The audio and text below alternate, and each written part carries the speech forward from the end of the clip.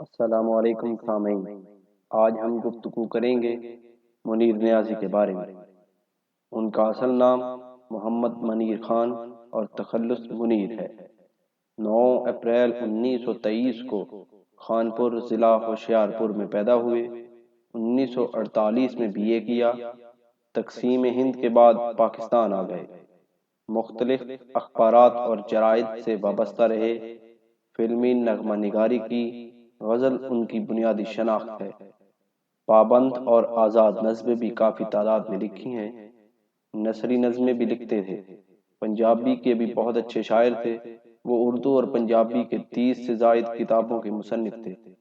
اردو شاعری کے چند مجموعوں کے نام یہ ہیں: تیز ہوا اور تنہا پھول، جنگل میں دھنک، دشمنوں کے درمیان شام، ماہ منیر، اس بے وفا کا شہر، 6 رنگین دروازے۔ ان کو یکجا کر کے کلیات منیر، غزلیات منیر اور نظم منیر چھپ گئی ہیں۔ 28 دسمبر 2008 کو لاہور میں انتقال کر گئے۔ انہیں اکادمی ادبیات پاکستان کا کمال فن ایوارڈ دیا گیا۔ انہیں حسن کارکردگی ایوارڈ کے علاوہ 2 مرتبہ ستارہ امتیاز سے بھی نوازا گیا۔